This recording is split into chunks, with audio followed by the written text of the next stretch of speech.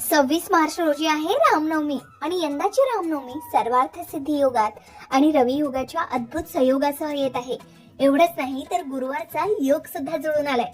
ज्योतिषशास्त्रानुसार जेव्हा हे 3 शक्तिशाली योग एकत्र येतात तेव्हा केलेले कोणतेही शुभ कार्य, पूजा किंवा संकल्प हा अक्षय फळ देणारा ठरतो असं सांगितलं जातं. जणू साक्षात सूर्यनारायण आपल्या कुलभूषणाचे स्वागत करण्यासाठी सज्ज झाले आहेत. एवढंच नाही तर भगवान श्री हरी विष्णूंची कृपा मिळवण्यासाठी आणि प्रभू श्री रामचंद्रांचे आशीर्वाद मिळवण्यासाठी हा दिवस खूपच प्रभावी मानला जातोय. अडकलेली कामं मार्गी लावण्यासाठी, नवीन कार्याचा श्री गणेशा करण्यासाठी आणि आयुष्यात सकारात्मकतेचा प्रकाश पसरवण्यासाठी हा दिवस सिद्ध मुहूर्त ठरणार असल्याचंही सांगितलं जात आहे. चला तर मग रामनवमीची संपूर्ण माहिती योग्य शुभ मुहूर्तासह जाणून घेऊया. सोबतच या दुर्मिळ योगायोगाचा लाभ आपण आपल्या आयुष्यात कसा करून घेऊ शकतो हेही बघूया. तर पंचांगानुसार रामनवमी गुरुवारी 26 मार्च रोजी साजरी केली जाणार आहे. स्मार्त परंपरेनुसार मुख्य उत्सव हा 26 मार्च रोजी आहे, मात्र वैष्णव भक्त 27 मार्च रोजी रामनवमी साजरी करू शकतात. कारण नवमीची तिथी सुरू होते 26 मार्चला सकाळी 11:48 आणि ही तिथी समाप्त होणार आहे 27 मार्च रोजी सकाळी 10:06. त्यामुळे मध्यान्ह मुहूर्त सर्वात शुभ मुहूर्त आणि राम जन्मोत्सवासाठी पूजेसाठी शुभ मुहूर्त 26 मार्च 2026 रोजी असणार आहे सकाळी 11:31 पासून ते दुपारी 1:58 पर्यंत. तब्बल 2 तास 27 मिनिटाचा कालावधी हा सर्वात शुभ मुहूर्त मानला जातोय. सोबतच मध्य मुहूर्त म्हणजेच प्रभू श्री रामचंद्रांच्या जन्माचा क्षण दुपारी 12:44 साजरा करण्यात येणार आहे. मुंबई महाराष्ट्रासाठी ग्रीक पंचांगानुसार ही अचूक वेळ असणार आहे.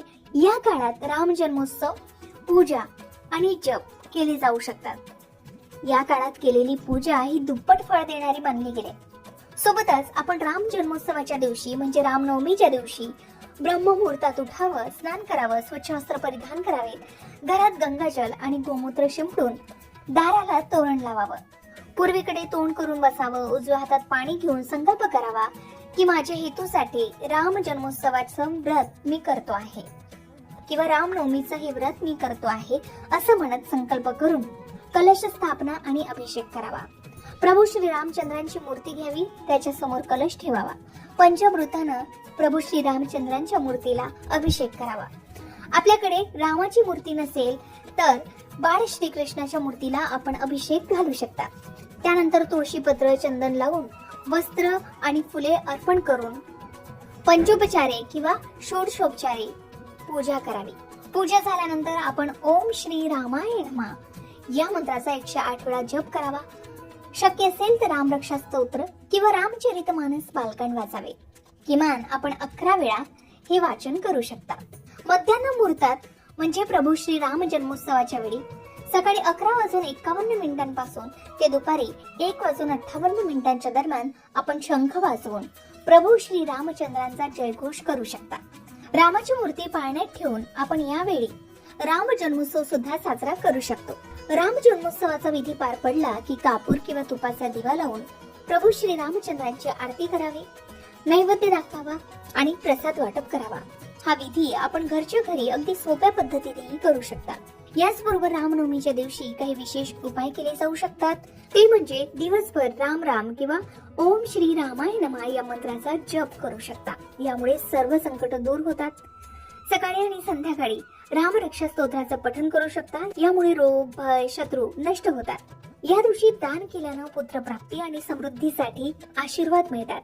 एवढंच नाही तर आपण शुभ मुहूर्तात किंवा जन्म मुहूर्तात प्रभू श्री रामचंद्रांचा पाळणा हलवल्यानं संतान सुख मिळतं असेही सांगितले जातं.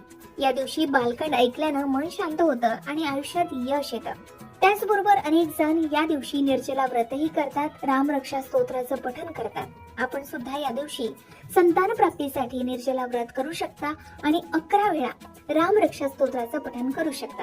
धन समृद्धीसाठीही काही उपाय आहेत. ते म्हणजे प्रभू श्री रामचंद्रांना चंदन आणि पिवळी फुलं अर्पण करावी आणि ओम रामचंद्राय नमः या मंत्राचा 108 वेळा जप करावा. यामुळे घराची भरभराट होते असं सांगितलं जातं. त्याचबरोबर आरोग्यासाठी अगदी साधा आणि सोपा उपाय आहे तो म्हणजे तुळशी पत्रासह प्रभू श्री रामचंद्रांच्या 1008 नावांचा नामजप करावा. एवढंच नाही तर या दिवशी हनुमान चालिसाचं पठण करून सोबतच रामरक्षा स्तोत्राचं पठण करून आपण शत्रू नाशासाठी हा उपाय करू शकता. मात्र या दिवशी हे व्रत करत असणाऱ्यांनी किंवा कोणीही रामनवमीच्या दिवशी भांडणं करणं टाळावे, खोटं बोलणं टाळावं, दान करावं आणि प्रभू श्रीरामांचे आदर्श डोळ्यासमोर ठेवून कार्य करावे. यामुळे आपल्या घरात आनंद, शांती आणि समृद्धी येते असं सांगितलं जातं. त्याचबरोबर रामनवमीचा उपवास अनेक जण करतात. हा उपाय किंवा हे व्रत केवळ शरीर शुद्धीसाठी नाही तर मन शुद्धीसाठी सुद्धा केलं जातं. आपणही आपल्या शक्तीनुसार निर्जला किंवा फलाहारी उपवास या दिवशी करू शकता. आता या उपवासात काय खावं आणि काय टाळावं तर साबुदाणा, वरईचा भात, बटाटे, फळे आणि दूध आपण हे खाऊ शकता. मात्र या दिवशी मीठ असलेले कोणतेही पदार्थ खाऊ नये. धान्य, कांदा, लसूण आणि सर्वात महत्त्वाचं म्हणजे या दिवशी क्रोध करणं टाळावं.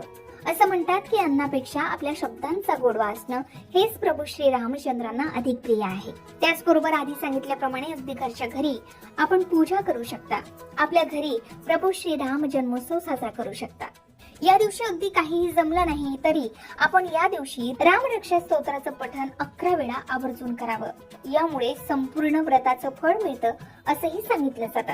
यासोबतच आणखी एक पुण्यदायी काम करावं ते म्हणजे गरजूंना अन्नदान करावं. या सेवेमुळे सुद्धा प्रभू श्री रामचंद्र आपल्यावर नक्कीच प्रसन्न होतात असं सांगितलं जातं. मग अशा प्रकारे आपणही प्रभू श्री रामचंद्रांचा जन्मोत्सव साजरा करू शकता. 26 मार्च रोजी गुरुवारी रामनवमी असल्यामुळे सर्वार्थ सिद्धी योग आणि रवी योगाच्या सोबतच गुरुवारच्या अद्भुत संयोगामुळे जुळून आलेल्या या दिवशी आपण कोणतेही शुभ कार्य, पूजा किंवा संकल्प आवर्जून करावा आणि अक्षय पुण्याचं फळ मिळवावं असं सांगितलं जात आहे. रामनवमी विषयी ही संपूर्ण माहिती तुम्हाला उपयुक्त वाटली असेल अशी खात्री आहे. तुम्ही रामनवमी किंवा प्रभू श्री रामचंद्रांचा जन्मोत्सव कशा प्रकारे साजरा करता कमेंट करून नक्की सांगा. अशाच प्रकारे सण, उत्सव, व्रतवैकल्य, उपासना, पूजाविधी या संबंधित आणखी काही माहिती हवी असेल किंवा वास्तुशास्त्र, अंकशास्त्र, ज्योतिषशास्त्र या विषयावर तुमच्या मनात काही शंका असतील तर त्या कमेंट बॉक्स मध्ये नक्की विचारा.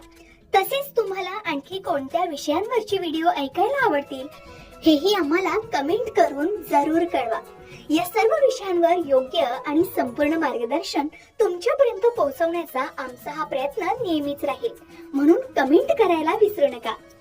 अशाच प्रकारच्या माहितीपूर्ण व्हिडिओसाठी लोकमत भक्ती चॅनलला नक्की सबस्क्राईब करा आणि बेल आयकॉनला क्लिक करा, म्हणजे आमच्या नवनवीन व्हिडिओचं नोटिफिकेशन तुम्हाला मिळत राहील.